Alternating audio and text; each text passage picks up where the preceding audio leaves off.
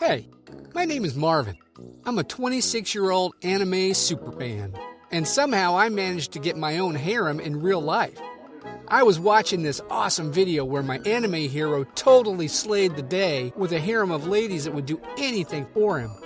He was always ahead of the ladies and his foes, slick and strategic. Pretty much the opposite of me.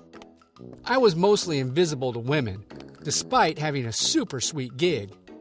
You're talking to the head of IT for Grover Cleveland Elementary School. That's right, I'm the big boss of the IT world down at old Grover C, and they took care of me pretty well. I got all the Frito pies I could handle, and summers off was a pretty righteous bonus. I was sorta in love with the vice principal, Raven. She had an intoxicating laugh, and from afar, she seemed so warm. I imagined us laughing at my favorite anime jokes together and keeping our love a secret at work because of her leadership role. But there was also the music teacher, Miss Darby. She was so cute and quirky. She seemed like she might be a fellow fan, but there's no way to be sure, at least not without asking her. I promised myself I would say something to Darby or Raven at the back-to-school meeting. But then I saw Gia, the new office manager. Gia, what a beautiful name. She was gorgeous, and I got lost in her eyes when she was introducing herself to the team. After the meeting, I got the bad news. Over the summer, they turned my office into the new art room and moved me back into this old janitor's closet, where I barely had enough room to breathe. I spent the rest of the day moving my stuff into my new tiny space, but I couldn't concentrate because I kept thinking about the girls I worked with. I was secretly in love with all 3 women. At home, I fantasized about dating all of them. Then my fantasies started spilling over into my dreams, where I was like my anime heroes. I was lost in a strange land, and I knew I had a secret power inside of me, but I just didn't know how to bring it out. Then I was visited by all 3 of my secret crushes. They said they had come to be my harem, that they all loved me so much and would do anything to prove it. But when I woke up, I was alone again. I got called to the vice principal's office for a tech emergency. Finally, I had a chance to be alone with Raven. I got inspired, and I doodled this picture of her, and I wrote a love note saying that she was the girl of my dreams. But when I got there, Raven stepped out to handle some angry mom in the office while I was supposed to fix her printer. I didn't say anything, but I slipped the love note onto her desk. I thought I'd be out of the office by the time she read it, but she saw it as soon as she returned. Luckily, she thought it was from a student. She read it out loud and laughed at it, and I felt crushed. "Ah, the minds of children," she said. My love note was an epic fail. I went home feeling like I was doomed to be alone forever. I put on one of my favorite anime videos, and as I was falling asleep, I had this bizarre half-dream where I imagined the hero giving me advice about women. "Do you want to learn how to have your own harem?" he asked me. He told me the secret to getting women was threefold. 1. Play it cool. 2. Be great. And 3. Disappear. I didn't understand it at first, but when I woke up and wondered about what to do, I could hear his advice in my head. Be great, play it cool, and disappear. I thought about something great I could do, and I remember that Darby, the music teacher I was mad crushing on, wanted to wire her room for surround sound. The school didn't think her request was a priority, but I spent my weekend fixing it up for her anyway. Darby would have the optimal acoustic experience. I wanted to play it cool, so I left a small note with the new remote and welcomed her to ask me if she had any questions. Monday, Darby found the surround sound setup and was so happy about it that she bought me flowers over lunch to thank me. I felt like my anime hero. That night, I put on the same video, and just as I was dozing off, I could hear his advice come back to me. "Here's how to double down," he said. And then he suggested that I split up the flowers and give them to all the women in the office, just to brighten the space. Before, I probably would have overreacted. I would have confessed my love and asked her to marry me 1,000,000 times over, and likely turned into her stalker by the end of it all. Playing it cool was a good idea, and boy did it work. Soon, I was the talk of the school. and all the ladies were jumping to bring me Frito pies. I finally had my harem. Gia was throwing me major vibes, and it was clear that Darby thought I was the money.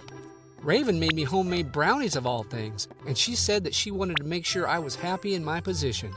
I said that I could make the school run with top efficiency in my little office, but made some suggestions that technology is the future of education. By Monday morning, my office had been moved to the old woodshop classroom, and I had 3 times the space. And I got a raise to boot. I still didn't know which girl I wanted to pursue more.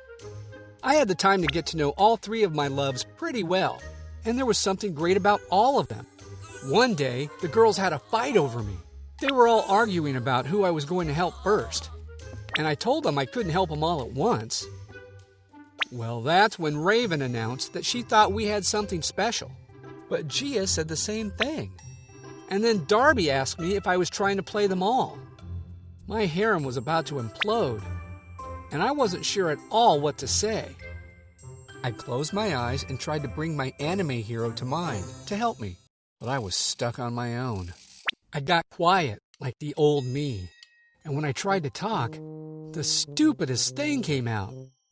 I'm married, I said. I'm not playing anybody. They were surprised, but it softened the mood. Suddenly, they were asking about my wife, and I don't know why, but I said she was in the war and her legs were amputated. The girls were gushing over me again, and I thought my harem was back in line. My anime hero was nudging me to milk it for all it was worth. So I asked the ladies to help me put together a proposal for a budget increase so I could hire some assistants. Raven worked with Gia to schedule a meeting with the superintendent. I was a little intimidated, but she said she would help me with the presentation. As we got closer to the big meeting, I had this idea that the presentation might be better if my harem gave it. The girls liked the idea, and I felt like I was king of the castle, with my harem to do my bidding. I was booming with confidence. But I got myself into some trouble. The night before our big presentation, Darby and I were working on the budget proposal, and I slipped up and tried to kiss her. I guess I really had changed because I would have never done that before. And now I know why. She slapped me, and then she was crying. I asked her what was wrong, and she told me her tears weren't for me. They were for my handicapped wife. I had totally forgotten about my fake wife, and the anime hero in my head was beating me up. The whole point of this was to get you a girlfriend, he said. I knew he was right, and I was trying to think how I could play it cool. I figured I'd take the harem out for lunch after the presentation, but it didn't quite get that far. When I got there, each of the girls quit on me. One right after the other, starting with Darby. They said I can do the presentation myself, but I didn't really know what I was even doing. I tried to make my way through the presentation. I didn't get very far before I realized I was the victim of a prank. The girls changed the presentation to make it a confession of how I used them all. I called myself a liar and admitted to betraying the wife I never had. Suddenly, I felt more tongue-tied than ever, and the superintendent was so mad that I was lucky he didn't fire me. But he did have me move back to my old office and knock me back down to my old salary. I sure learned an important lesson that year. You can't have your cake and eat it too. I loved having the harem, but I couldn't make a connection with one without feeling like I was betraying the other, and resorting to lies only made things worse. It took me a while to get up the nerve to send them all an apology where I told the whole truth.